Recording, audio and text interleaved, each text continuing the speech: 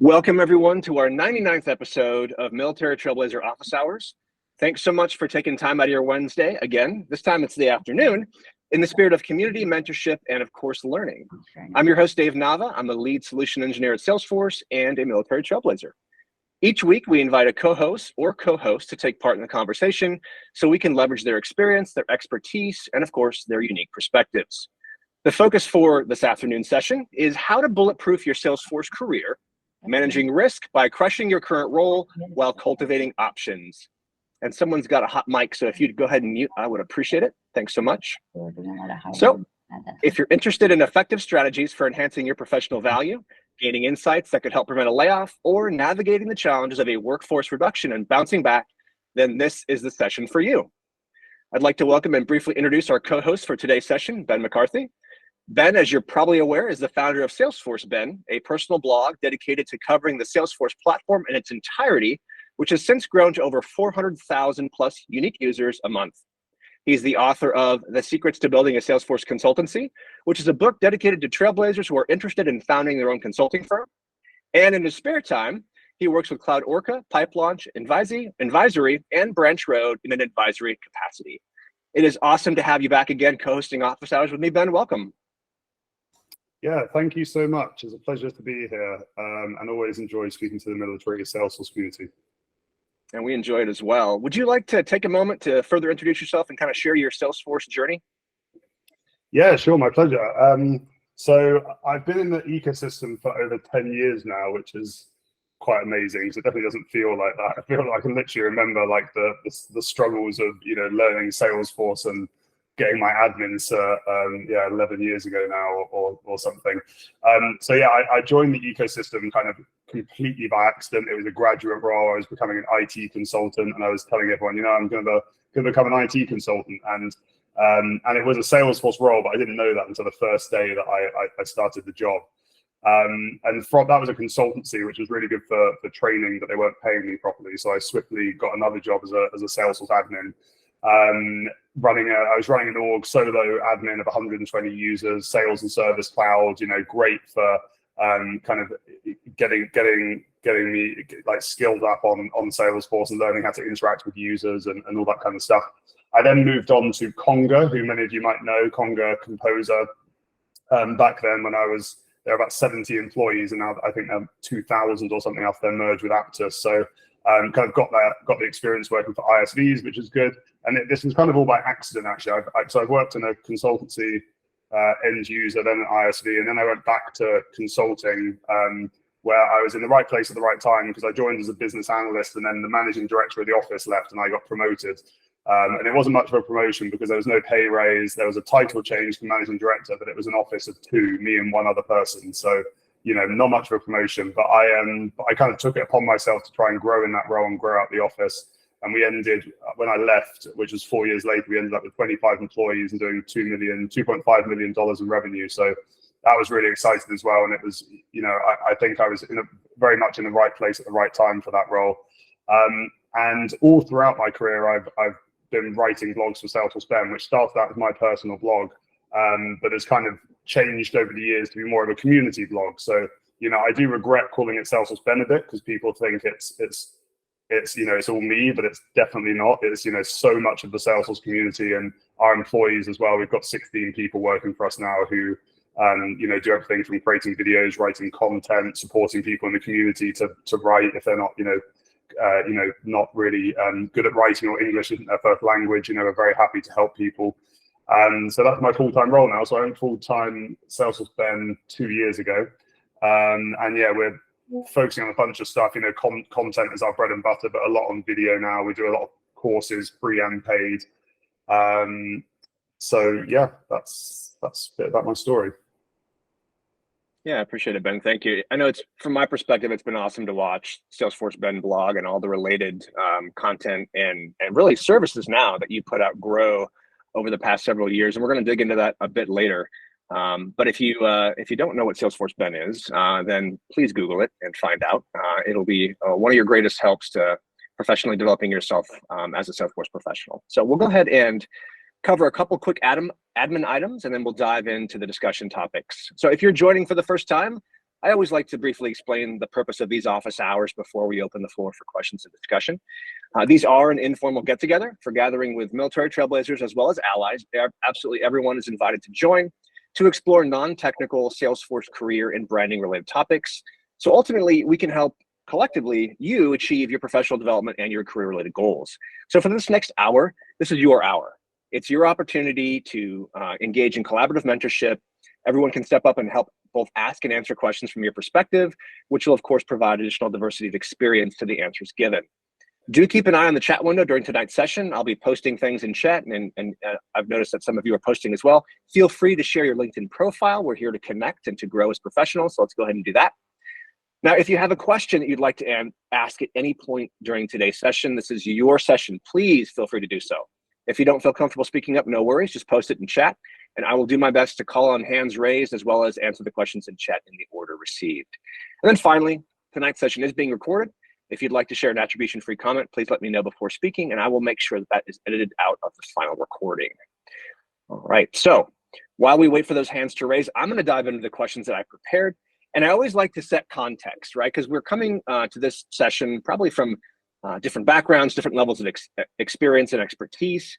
And so tonight's session is all about kind of exploring the market downturns, what led to it, and how we can react and overcome any challenges that we may have experienced during the course of this market downturn, and as well as future market downturns, right? Because obviously technology is cyclical, and things have a habit of, or propensity to crop up now and again.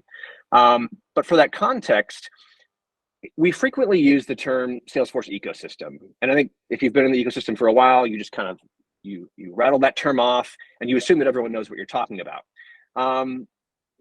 But you know, it would be great if we could break that down a bit and kind of dig into what it means to be a Salesforce ecosystem. So Ben, from your perspective, would you like to share you know, what that term means to you, and kind of provide a baseline definition for the folks that may be new? Yeah, very happy to. So the Salesforce ecosystem, I would describe it as Salesforce, the company, but also the collection of associated companies that sit around Salesforce. So I usually break them down into four, with maybe a fifth, but you have Salesforce themselves, and then you have Salesforce end users, so who are actually Salesforce is selling to, and they're using the products inside their businesses. You know, huge companies like Coca-Cola, Aston Martin, all the way down to, you know, a 10-person, 20-person small business. You then have Salesforce consultancies, you know, again, a huge market, and you know, everyone from Accenture, Deloitte, Blue Wolf, IBM, down to you know, kind of tiny freelancers, or smaller consultancies of 10 people or less, or you know, and everything in between. And these are the people who are actually implementing Salesforce into the end users. So when Salesforce actually sell deals into customers, they would never recommend, they would kind of, I think they would kind of stop people from purchasing it unless they got a consultancy on board. You know, not in every case, but in most cases, they will definitely push for a consultancy, because, you know, Salesforce, while it is easy to navigate around, use clicks, not code to set up, create new fields, if you don't know what you're doing, the implementation is probably going to go south, and Salesforce might lose a customer, which is why they always recommend a Salesforce consultancy, or perhaps a freelancer is attached to the deal. So you got Salesforce consultancies, end users, and then you have Salesforce IFVs. So these are Salesforce companies that sit on the App Exchange that develop a product offering to extend Salesforce's standard functionality. So, you know, Conga, DocuSign, the DevOps platforms like Capado, GearSet, and things like that. And so those are four core ones. And I think there is a fifth one, which is a Salesforce PDO, which stands for Product Development Outsourcer. And these are actually people that build Salesforce ISV apps. So let's say you're a huge company like, I don't know, whoever, like Sage or accounting or something, and they want to build an app on Salesforce, you go to a PDO. But then there's only, I don't know, probably less than 100 of those types of companies in the world. But yeah, that's how I describe the Salesforce ecosystem. But I suppose also you could kind of layer on the Salesforce community around that, because, you know, I'm sure many of you know Salesforce has such a strong community where, you know, you have people like David putting on these office hours, and, you know, loads of people, Salesforce MVPs, golden hoodie winners like David actually, and, you know, and people that love to give back to the community. And so I think the Salesforce ecosystem also includes that community of people, wanting to help others in their careers. That's extremely helpful, and I'm glad I asked, because I honestly didn't know what a PDO was. I'd never heard that term before, so I learned something as well. Yeah, nice. Now that we have that baseline, let's dig into it. And you may have noticed over the past several months that we've kind of sprinkled different questions in amongst our different co-hosts, asking about the market turn down and resources and how to cope with it. This session is entirely focused for that. So we're going to dig as deep as you'd like to into it. And we'll go ahead and start off with, some of the causal factors. And obviously, it's very complex. There's a lot of things at play, but happy to open it with this question. And so when the tech industry overall, when the market shifted, obviously Salesforce was not the only company impacted. We saw Twitter as well as other companies that experienced what we have since come to call the Great Layoff. With regard to the Salesforce Ecosystem's market downturn, Ben, in your estimation, what are some of the factors that may have led to this downturn?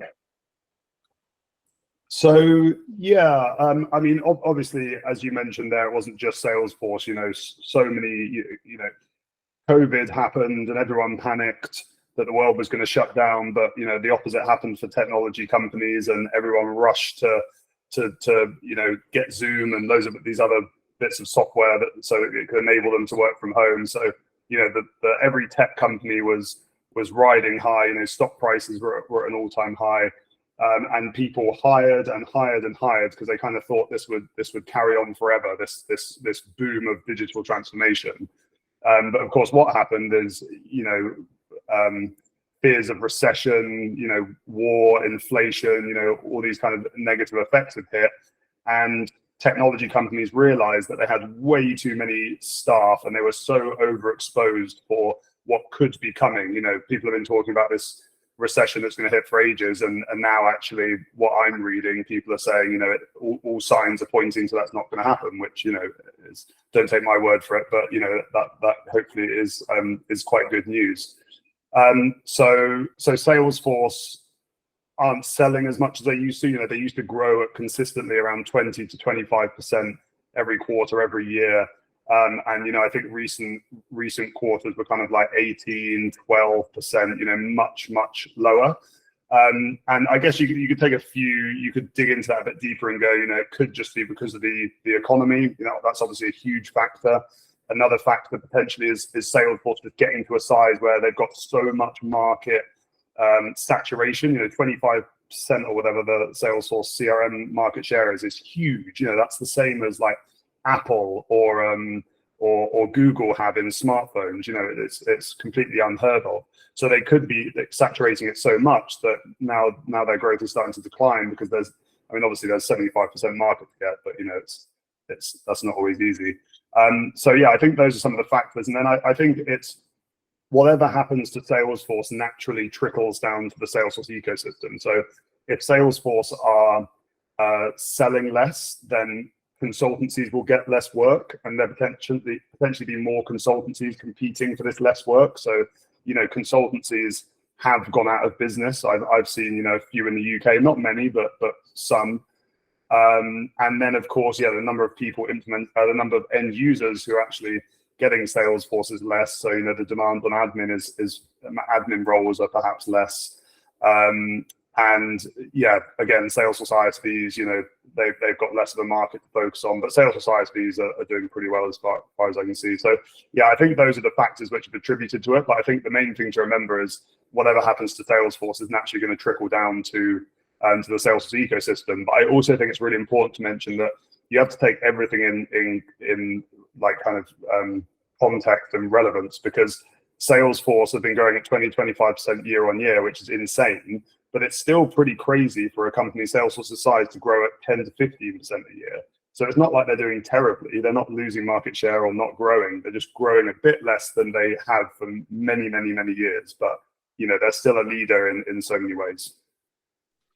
Yeah, for sure. And, it's interesting. I was reading an article earlier today that talked about how Salesforce was thinking about hiring back some of the folks that it had previously laid off to spur growth in the AI sector? Because obviously we're taking on all of the Chat GPT functionality, incorporating that large language models into Salesforce. I don't know, Ben, if you've heard of the downturn kind of becoming an upturn and folks opening hiring back up. What's been your experience with that, or what rumors have you heard, or what have you seen? I speak to a lot of people like every week from different companies. I always kind of ask, what you're seeing at the moment, and I think it definitely seems like things are still a bit the same. I think companies are probably cautious of spending money. Sales cycles for deals are taking a lot longer because people are cautious. And I think it's still the same from what I'm seeing. But I think that there is kind of good news coming out from what I see. So hopefully sentiment should change at some point. But the AI conversation is super interesting. Like there's always I'm a bit after like Bitcoin and NFTs and crypto. I'm always a bit cautious of like the next big thing because the amount of people talking about ChatGPT and AI is insane, and I'm always a little bit cautious and like, is this going to change everything? Is this going to be as transformational as Bill Gates and people like that are saying? And all these people kind of generally have invested interest, right? Bill Gates probably still owns those of Microsoft, and they've got products, so you should take what they say with a pinch of salt. But literally everyone is saying AI is going to, it's a new age for humanity. And I think there's from everything that I'm seeing, I think that there's definitely going to be a huge upswing. I mean, something that I just read today, Accenture said they closed 100 million of generative AI projects in the last 3 months. 100 million. And that just shows you it's not just hype. It's, these are companies paying, they said there's 100 customers paying, I guess on average £1 million for projects. And this is just in the last 3 months. And these are people, probably end users that Salesforce sell to who are wanting to build AI into their products. So, I don't think it is just hype. People are spending a lot of money to start adopting this, adopting these tools. So yeah, very, very exciting time, I think. Yeah, I would agree. Having innovation as a core value, which it is of Salesforce, it sometimes be a double-edged sword. Sometimes you jump in the direction you think the market is going and tech is going, and you err. So things like like you mentioned Bitcoin, but in Salesforce specifically, like blockchain technology, which maybe didn't catch on quite like we thought it had. But in this case, all signs point to this being a huge success. And I know I use AI every day to come up with, for example, questions that I'm going to ask you during this show. Nice. So yeah, hugely helpful. We're going to take a break from my questions because Melissa has a question here in chat. It says she's looking for her first role, but she hasn't been hired. Would you recommend freelancing? So if you could just talk a little bit about your experience with freelancing and maybe any thoughts you have on what the market looks like for that these days, that'd be great. Yeah, sure. So freelance, sorry, someone adding on there something else. No. So I think it's a super interesting time. I mean, I would say like as kind of budgets get restricted, consultancies are so expensive. Like, I mean, over here it's like, £1,000 a day, but I know in the US it's probably 50% more than that or something. So as budgets kind of get tighter, because there's loads of Salesforce implementations out there that need maintaining, need internal admins, need a consultancy. So I think kind of as budgets get tighter, freelancers are probably in a better position because they might not need a consultancy for on a managed services for 20, 30 hours a month. They might be quite happy with a freelancer just coming in and getting to know their business better and doing a bit of work here or there. So yeah, I mean, it's probably, I haven't been talking to too many freelancers at the moment. And I would imagine it's probably still tough to, sell into the market because of how things are at the moment. But I think you probably do have a USP over much larger consultancies, especially in the SMB market. We've got a follow-on question, and I know that there are sites out there and services that let you essentially, freelance. I think Fiverr is one of those, and there's several like that where you can put your name out there and apply for and receive access to projects that people are looking for within your specific expertise area. But any thoughts on how to find freelance work? So yeah, definitely Fiverr and Upwork, but I would imagine they're very, very competitive because you're competing with people all over the world, you know, unless someone wants someone local. So I think you probably have to think outside the box. You know, you could for example, you could find people who are hiring Salesforce admins and message them going, you know, hey, I'm a freelancer. You know, I know you're looking for an admin role, but you know, I could come in. You know, that could be one way. Another way that one of my friends who's quite a high profile freelancer gets work is just networking. He presents at user groups. He presents at community events. He's a big networker and people know him. And he literally gets all his leads that way. So yeah, I think, you know, you would have those main sites which you can use, but I always think it's better to try and think outside the box and try and generate leads in a slightly different way when you're not competing with, you know, the whole world for Salesforce projects. So yeah, there's probably a few other ways that I can't think of, but yeah, just off the top of my head, there's a few. Yeah, that's helpful. And I think Josh also put out an additional resource if you have your own LLC. There's an additional website, 10kview.com. So I think Megan's asking a follow-on question to this, and she says, on that note, I've heard you should not volunteer as a newbie for things like nonprofits because there's no guidance, and you could and you could, in the long term, cost them rather than save them money. What are your thoughts on, as a newbie, volunteering for nonprofits? Yeah, I would agree with that. I think that there was a kind of, you know, this was the recommendation in the Salesforce ecosystem, I would say, a few years ago, but then I think people started raising this point, and I do tend to agree with it. I mean, just to provide like a kind of maybe a bit of a counter argument, like I started freelancing for charities, I would say 6 months into my Salesforce career because I wanted to get additional experience, but I did have 6 months of experience. So I knew, and that was from a consultancy as well. So, you know, I was learning how to run projects and things like that. And I definitely don't regret it. You know, I made sure I was super careful with everything that I was doing. But, you know, I would probably say that's not the right way to go unless you had a mentor. Like, I do think you need at least some experience working in a company that uses Salesforce, because, you know, it's super easy to, especially now, create a flow that overwrites loads of data. And let's say they don't have a backup, you didn't do a backup, all that data is gone. Well, unless you pay Salesforce 10 grand to get it back, I think that's their fee. You know, so it would be, you know, heartbreaking for yourself and the charity if you were to mess up. So yeah, I think it's better to try and get a mentor and have a little bit of experience. And it's definitely a catch-22. You know, it's hard to get a job without experience, and vice versa.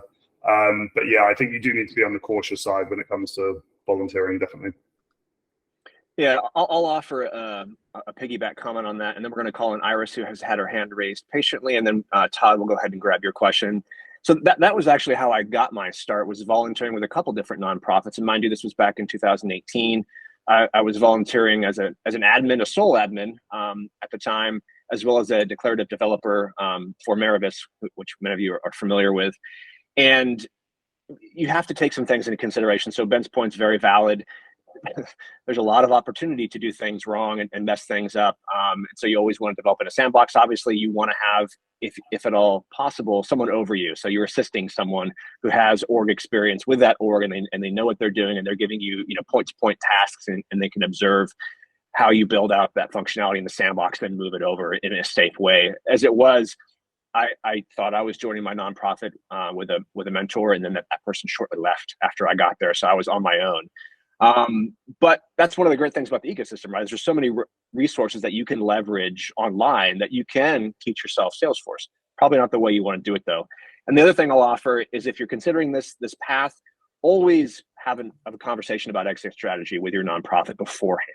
The last thing you want to do is work for them for 3 months. Oh, then you get hired, and then you leave them without an admin because you've gone on to your next job. So have that conversation up front. Let them know how much time you can devote. Let them know how long you expect to work there, and let them know that you're going to develop a plan and to deliver them a plan for offboarding yourself and onboarding someone else, which is what I did when I moved on. I brought someone in to take over for me well in advance of me leaving. So there are some, to Ben's point, there are some things that you want to navigate and be very, very careful of if you're considering that path. Iris, thanks so much for raising your hand. Go ahead and you have the floor for a question or comment. Thank you so much, David. I really appreciate it. And Ben, lovely to see you again. And absolutely, yeah, bless your heart. And loved those pictures of you hobnobbing with Benioff. I mean, that was fantastic. Last time you were on, I asked the question if you thought the Salesforce bubble was ever going to burst. And I don't think it's necessarily burst, but it has definitely changed. I think hence the subject matter of this session. But it's like, and thank you for your wise words. We don't think that you're a magic genie who's gonna tell us everything for sure. But for your best guess, how would you advise like maybe new people who are considering a Salesforce career when they're looking and seeing that, you know, people are struggling a little bit at the moment? How would you advise new people maybe how to stand out? And again, I know I'm putting a lot into my question. I do apologize. But last but not least, what would you advise maybe an employer who is looking for a mid to senior level Salesforce professional, but the market's so saturated with new people? What would you advise them to kind of like help build in this system? Yeah. First of all, thank you very much for your question, Iris, and good to see you. And I always appreciate your support of our site and our courses, especially the free ones. Yeah, I mean, it's a good point, and it's because I can't remember when we spoke last, but you know, it would have been probably before the layoffs hit and stuff like that. And you know, we've been more cautious in the kind of phrasing we use on the blog, because you know, we used to use things like the Salesforce Ecosystem is booming and there's 9.3 million new jobs coming in, and you know, from that stat. And you know, we don't like to use that so much because a lot has changed since that report was put out. But we still like to be very optimistic, because you know, this is a short-term blip. You know, hopefully the kind of economy we're in at the moment. So I suppose the first part of your question, what would I advise people? So I think the first thing is to not get discouraged. You know, I hear a lot of people say, you know, you used to be able to get a job just with your admin cert like 10 years ago. And I mean, I kind of did that. You know, I had a bit of work experience, like 4 months or something, but then I had my admin cert and I was able to land the job. So, you know, it was, I guess, a lot easier than it was now. But, you know, we are in a very different market. Salesforce have created Trailhead, and I think it was 2014, you know, and they're kind of, well, new people might be a victim of Salesforce's own success with Trailhead because it was so good, and, you know, they needed so many more people in the ecosystem in order to support the growth, and it's done a fantastic role, and there's so many new people entering the ecosystem now, which is great to see, but naturally it will become a bit more competitive. And I think the ways to stand out, I think you need to I think one of the first things to do is, you know, it's this experience kind of question. You know, employers want to see experience, but you can't get experience without a job. But you can do things to kind of, you know, supplement that experience, like, you know, creating a portfolio, creating a mock business case, a mock implementation business case where, you know, you write up all the requirements, you write up the documentation, and, you know, make up a bit like I invented like a fake gym that I wanted to implement Salesforce for, created requirements, and then started building this implementation. And you can even use ChatGPT. You could like ask ChatGPT to create new requirements for a CRM system for a fictional cinema, or, you know, whatever. And I just think when you get to an interview stage, if you've gone through that kind of fake project, obviously you don't tell them it's real, but you can speak to it like it was a real one. You can say, you know, I struggled with this requirement in Salesforce, took me a while to figure it out, but I talked about this solution. You know, something I always used to ask Salesforce professionals in interviews was, what's the most complex thing you've implemented? And if you've only done Trailhead, you can only really speak about the technical element, but not the business requirements, which come into every implementation of Salesforce. So I think you just need to think out of the box in ways that you can develop that experience. So developing that fake implementation, but also a portfolio of different things. Creating I think people create community Salesforce Experience Cloud sites now, showing off the different features and functionality they've implemented into Salesforce. And I think one of the other things as well is, and this is so true at the moment, is you really need to focus on the value you're going to be providing to this company that might potentially hire you, which I think it's easy to forget about. That you are there not to implement flows or create new fields. You're there to drive business change. You're there to engage with the users and the managers, and support the business in developing Salesforce to make the lives of users easier. Like I heard this really good way to sum up why Salesforce is there, and I think it's something that everyone should be focused on. And one, it's employee satisfaction. Employees should be kind of happier in their job because they've got the system to support them. Customer satisfaction, delighting customers, ensuring they have a good experience, and also productivity for the users. And I think if you can focus on those three things in your job, then or talk about those things in an interview, I think that will really resonate with an employer. And sorry, Iris, what was the final part of your question? Sorry, it was a lot, wasn't it? I'm sorry. And for employers who are, they want a mid to senior level Salesforce professional, but there is so much new talent out there. What could you advise them to possibly take a chance on that new talent, on, bring them in to build them up? Because they just won't do it sometimes. And you're like, come on, we need help. What would you advise them if you were speaking?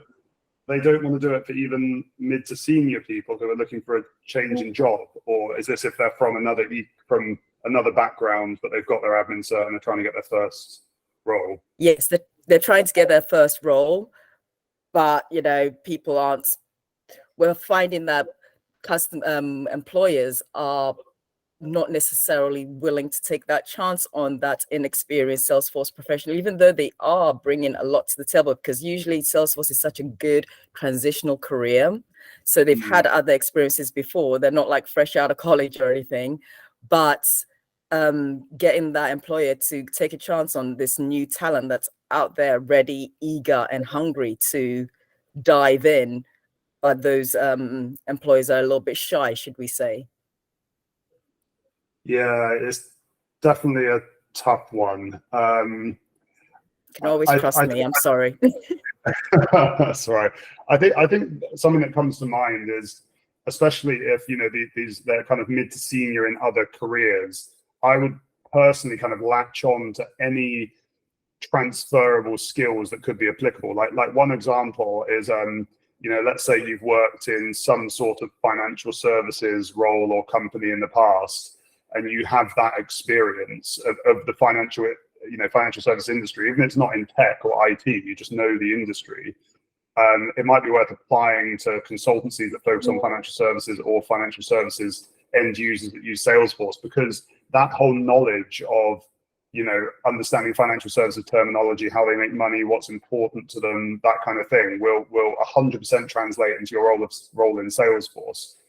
The same with if you ever worked in customer service, which a lot of people have, you'll know the pains and the struggles of working in customer service, having to manually type things and do things manually. You'll know that those pains. So when you're joining a company that uses Service Cloud, you can relate to the users, and you'd hopefully have a much better head start than someone who didn't, even if your Salesforce skills aren't as much as other people. And just to kind of summarize this section, I would say these kind of niche industry skills are so valuable to consultancies, because it's just, if you could go with a consultancy that's just kind of generic and does every implementation, or go with a consultancy that focuses on your specific industry, that one would win every time, because they know the pains of working with clients in the financial services industry, retail industry. So yeah, I think maybe, you know, honing in what companies are applying for based on the background could really help, because there's so many consultancies that focus on, I mean, they have to focus on different verticals now because Salesforce tell them to. So, you know. Thank you so much. I appreciate it, Ben. No worries. Cheers, That's Iris. great. I appreciate that. Well, I'll go ahead and offer a comment on that, and then we'll close out that conversation. Then Todd has a question, kind of a crazy situation as well that I'll bring up.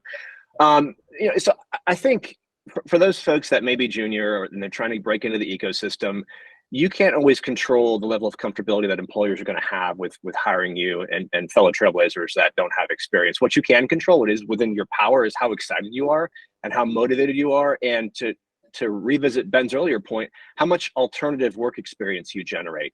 So you can't get a job before you show that you've had a job. Okay, but that's not, you know, that's not going to necessarily stop you. You have to do what Ben's talking about, where you have your own dev org, you create apps, you create your own experience cloud site, which serves as your virtual portfolio. All these things that you can do to show that you're hungry and that you can control. And I think that will overcome a certain amount of apprehension on the part of the employer in bringing you on. And I'll give you an example that's real life from my past, and then we'll go to Todd's comment and question. You know, when I was interviewing for my first role at Salesforce, it was solution architect, and I was woefully underqualified for that position, but I jumped in anyway because they reached out to me, and I was like, yeah, you know, why not? It's my dream job, and we'll see if it lands. And ultimately, I didn't get the job. You know, I went through the interview, I prepared, I did all the work, and they're like, listen, you aren't qualified, you don't have enough experience, we can't offer you the job. But one of the things I did during the interview that showed that I was hungry was, I was like, hey, you know, we're done with the interview. Let me just show you what I built in my experience, in my developer org. And I had been building for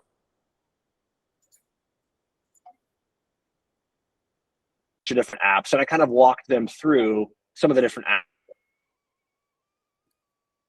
Spent years developing these apps for myself, but they actually hired me for a different role.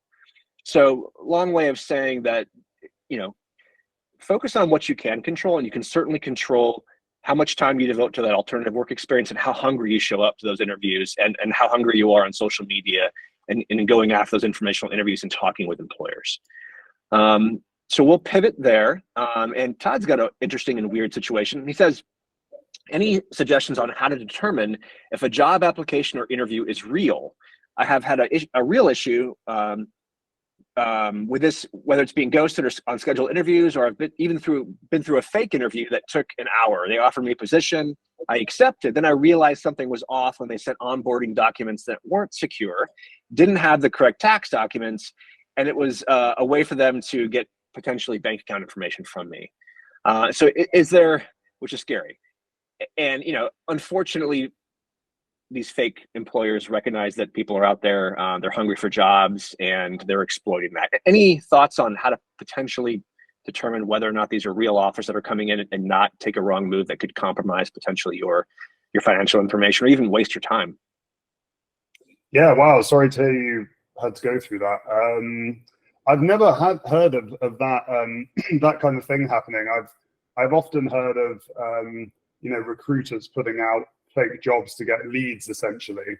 But on you know, you can always, if you're speaking to a recruiter, you know, of course you can confirm which company it is on the first call. To prevent your issue in particular, I mean, possibly just do some research on LinkedIn, you know, ensure they've got you know, every single company I ever look up has a LinkedIn profile now. You know, so you can see the employees, you can click on people tab and see, are they real profiles? Are they fake profiles? And yeah, I suppose just ensuring kind of the basics, like, you know, that they're using the domain name of the company, and that is the company's domain name. Is just quite good to just ensure that the person you're emailing is real and from that company. Yeah, I can't really think of too many other things, but hopefully that helps. Yeah, and you know, I think all of us get this, whether you're in the military or not, this phishing training, where you have to really look at who the email's coming from, look at all the information after the @ symbol, to make sure there's no intentional misspellings, right? Slightly different versions of the actual company name. It's coming from a trusted verified address, and as many backup verifications as you can through your online internet research. And then obviously, if they're asking for financial information, I personally wouldn't give anyone my financial information until I'd had a call with them and was able to verify with them, in person or virtually, they are who they say they are. But that's very shady. Please be careful of that. If I have missed anyone's question or comment, please let me know. Otherwise, what we're going to do now is take a quick break for a picture, which we'll share on social media, so we can always be branding. So I'll give everyone a moment to unmute, and if you'll go ahead and pause on your comments, because whenever you comment, it covers my face up, and I would like to be in the picture too. And then we'll dive back into the questions. This has gone by really, really fast. We have 15 minutes left or so, and I have barely gone into my questions. So we'll try to dive into a couple of those and go from there. All right. So give me 1 second here. Give you a count of 3 once I get my tool set up. All right. And 3, 2, 1. Awesome. All right, let's jump into the questions. And I'd organize this into kind of different sections. And so we've talked about understanding the ecosystem and what leads to market downturns a bit. What I want to focus on in our remaining time is a couple different areas. One is how to make yourself difficult to let go, right? So how to prevent that layoff situation in the first place. And then if we have time, developing an exit strategy. So how to exit a company effectively, and also how to join a new one without appearing to be desperate if you have been let go. And so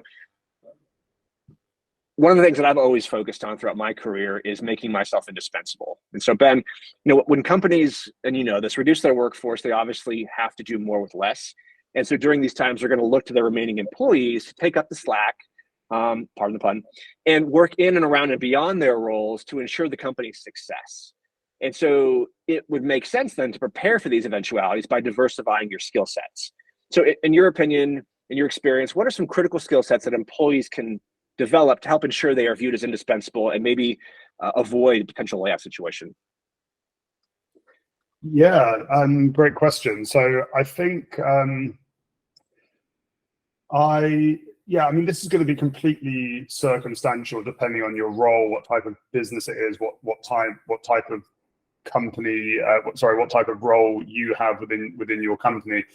But I think, as kind of David alluded to it, it's making yourself indispensable and ensuring you're creating value in everything that you're doing. So, I in my Salesforce admin role, I was actually more of a business analyst, so I was expected to kind of be proactive in going out, speaking to users, gathering requirements, all that kind of stuff. And I would say if you're an admin, which is more kind of I know some admins kind of, they have a ticket system and then tickets come in and then you solve them, which is fine, but trying to be maybe more proactive, looking at the type of tickets that are coming in and going, well, there's, people keep asking questions about this, it's not working very well, this isn't very automated. And then trying to dig into that. And I'm sure, even if it's not in your core role, your employer will appreciate you going, I'd love to look into this a bit deeper. Can I interview some users? And all those skills around being proactive, interviewing users is a skill, requirements gathering the right way, writing user stories, then going on to solutionizing something, theoretically, and then going on to actually building it, project management that comes with that. There are so many skills you can get exposure to just by being a bit proactive and maybe stepping outside your lane slightly. And I don't think you want to do that in an aggressive way and just go ahead and do whatever you want to do, but proactively go to your manager or whoever in your company and explain what you'd like to do and why, and these kind of things. And I'd like to hope all companies will have some sort of opportunity where you can do this, because no one's Salesforce org is going to be perfect. So yeah, I think just being super proactive, and if you do have, you obviously don't want to overwork yourself, but if you do find yourself, having free time in order to do this, obviously you can do work on your personal development. But I think in these times, it's probably better to try and further that business and try and make your role a lot more valuable within the business. Yeah, all great points. And I'll flip that question a bit and then answer it in a slightly different way. You don't have to necessarily wait until you're employed to develop these indispensable skill sets. If you're just coming into the ecosystem, look at your previous background, what you've done maybe in the military, maybe in a different industry, and quantify that in ways that indicate that you are a multi-talented individual. And so, when I was coming in, for example, I had my project management professional certification, and I was hired by PulseSource, my first company after leaving the military, in part because, yes, I had a couple certifications with Salesforce, but they also wanted to leverage my project management experience to help round out the team because they had some project management shortages. And so if you have those skill sets that you bring with you, that's great as well. Things like, can you develop an Apex a little bit? Can you write a few basic triggers? Whatever it happens to be, that will make it much more easier to hire you and harder to let you go if and when it comes to that point. And Josh, I'm gonna read Josh's comment in chat here because it's an excellent one and it's a great segue to the next question that I was going to ask. So Josh says, developing strong relationships with as many levels of leadership above you as possible. So many people are let go by decision makers with zero insight into someone's abilities. Be known, loved, and respected by your boss, by your boss's boss, and up. And that it's absolutely true. It's a fantastic point. And this naturally follows the question that I was going to ask. And in my opinion, developing a robust internal brand, which is what Josh is referring to within your company, is equally as important as building a strong external brand within your professional community, your industry, and beyond. Ben, what are some tips that you'd offer, maybe tips, daily practices, and some habits that Trailblazers can put into place to begin building or continue improving their brand so they can leverage it when it matters most? Because you can't leverage relationships in a vacuum and you can't do it in an emergency. It has to be there. Is this internal in the company or external? A bit of both, if you've got thoughts on both. Yeah, I mean, I would say with internal, I think it's a great point, Josh. Again, with that example, if you're just kind of an admin taking tickets all day, you might be quite isolated from the business, even though you're having a big impact. So networking within the business with leadership, definitely very important. I would say just be intentional with being intentional and try and be helpful with these interactions that you're making. Don't just walk into the VP of sales office and just have a chat and take up their time and things like that just for the sake of networking, but try and be proactive and try and ask what can I do to help, what problems are you having with Salesforce at the moment, and making it a bit more meaningful, because then you can really put your actual Salesforce skills into action, and they can see what you do and why you're so valuable for the company. So yeah, I think just be intentional with what you want to do. External, I mean, I think now there are so many opportunities to build your personal brand. And I mean, building a personal brand is all centered around producing content, whatever content it is, whether it's videos or written content or LinkedIn statuses or, TikToks or, whatever. You have to produce some sort of content, but there's so many opportunities. There's, I think, like 1,500 user groups in the world or something. And, these people are always looking for presenters, even from other countries, because a lot of them are virtual.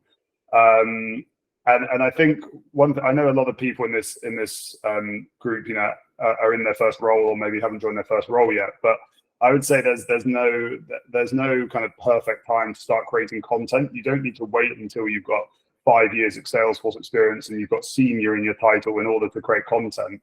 I was creating content a year after I got my first role, and I was creating content for junior people because I said at the start of this call, I still remember the struggles of I remember like the struggles of working out where a number could roll up to on a master lookup. Was it rolling down or rolling up? And it's silly to think back on it now, but I remember thinking it took me a while to get my head around that.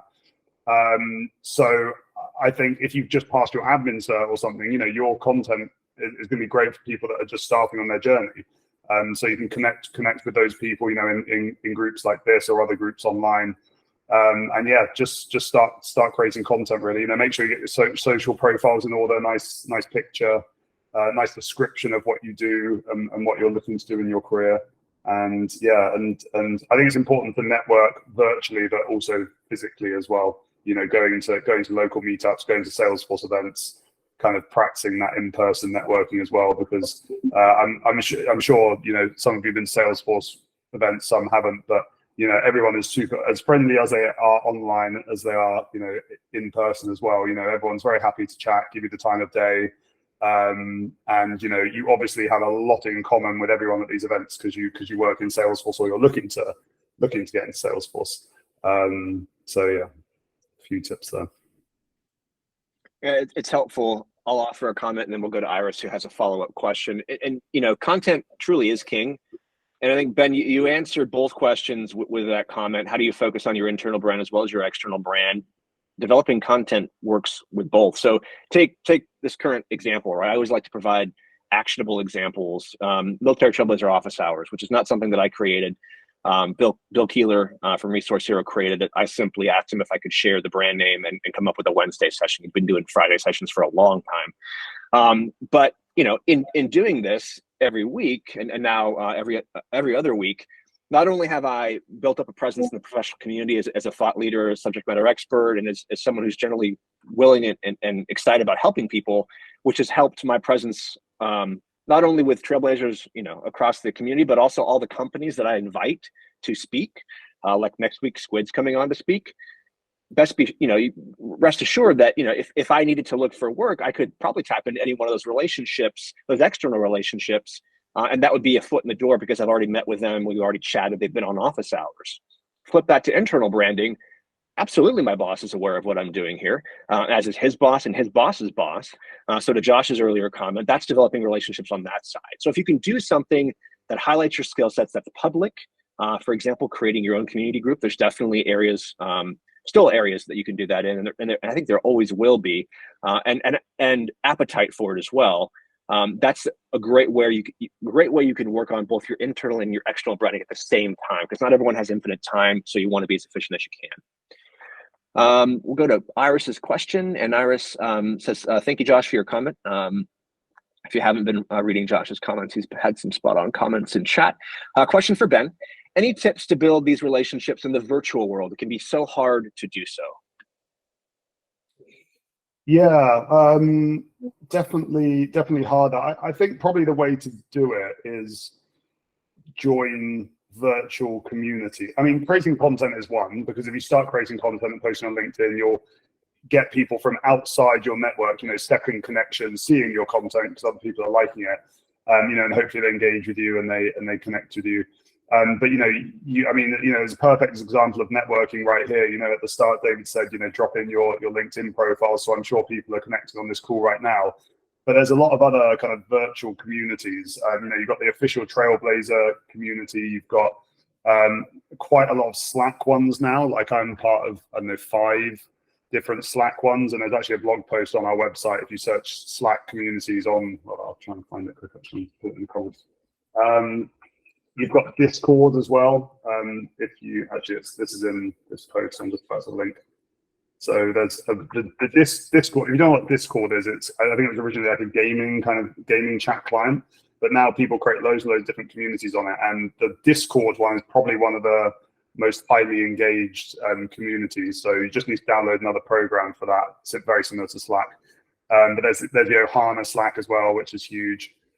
So, you know, you can just chat to people in there and build connections. What else? My mind's gone a bit blank now, but I mean, we also do a lot of LinkedIn live events on Salesforce Ben, and quite a lot of people end up connecting there. You know, while we're presenting on a topic for an hour, people will just be chatting in the comments to each other, which is another way to kind of get engaged with people. So. Yeah, I don't know if you've got any more thoughts on that, David. Yeah, all great resources. And I didn't look at the article, but if it's not in that article, Megan Twano also created the Salesforce Professionals Discord channel, which is an amazing resource. And I think she's passed it on to someone else since, but it's still around and still a great resource if you're looking to connect with like-minded folks who have experience. And a lot of them are on the same path that you are. But yeah, you have to be involved and engaged in the Trailblazer community to really create those relationships. And it doesn't necessarily have to be in person. If you can go in person, great. Pick a local event, maybe a Dreamin' event. If you can't make Trailblazer DX and or Dreamforce, Dreamin' events are usually reachable. They're all over the US and the world. But go to a Salesforce Saturday if you can't make those, or even pick 2 and put them in your calendar every week that you attend virtually. And do that until you find the 2 that really click with you, and go to those repeatedly. And you'll meet folks that will be able to provide you with opportunities to further your network and learn about volunteer and opportunities. So great points. We have just a couple minutes left. I want to be respectful of Ben's time. I did have lots more questions, but we won't have time to get to them, unfortunately. But I do want to end with a question focused on Salesforce Ben. And so let's see here. Let me go to my topics real quick. So Ben, if you could, in the couple minutes that we have left, kind of share what's new at Salesforce Ben. I know you put out a post, I think it was today, about ChatGPT Mastery course. There's a job board. There's a lot of great resources. Salesforce Ben has grown a ton, and a lot of it very recently. Could you share some of those resources with the group now? Yeah, sure. So yeah, a lot of exciting stuff going on. Now we've got constantly loads of ideas, and now we've got a team of 16. That we can focus on a lot of them. But our core focus is still content. Getting out. I think we're getting about 15 posts a week now. We're also going through a very big rebrand, which should go live in 2 months, which I'm really excited about, because if I'm honest, I really dislike our current website. It's been around for like 4 years now, and I think we've outgrown it a bit. So new website is going to be super slick, easy to navigate, discover new articles. And then the other thing is our courses site is getting quite popular now. So our courses site, we've got a bunch of free and paid courses. So learning Apex or learning ChatGPT. There's a free one called the Ultimate Salesforce Career course, which is completely free. We've also got Salesforce Associate Practice Exams, which is completely free. Then we've got admin ones, they're paid, and Platform App Builder, which is paid. But yeah, I would say those are our 2 big focuses at the moment. The job board is it's a slow burner. I think there's not too many new jobs on there at the moment, and we hope to, when we've got a bit more time and the rebrand's out the way, we really hope to focus on that again, and provide people with a central place to find all Salesforce jobs. But I would say that at the moment our focus is the core business and the rebrand and courses. And there's a lot more courses coming out in the future as well. So yeah, sign up and you'll get updates. Awesome. Thanks so much for sharing that. And I saw your question in chat, Megan, about the walking treadmill. I'm going to share a link to a LinkedIn profile. I don't know if you know Robin Rowley, but if you don't, I always see her on her treadmill during meetings. So great opportunity to connect with her. There's her link in LinkedIn, and you can ask her what treadmill she uses. And hopefully that helps. So we are at time. Before we close, I want to thank Ben, Salesforce Ben, for spending the past hour with us, educating us about market conditions and what we can do to ensure that we remain indispensable should we experience further fluctuations in the need or demand for Salesforce or tech in general. Thanks so much, Ben. It's been awesome having you again. Yeah, no worries. Thank you very much for the invite, and it was really great chatting to you. I'll be back anytime you want me.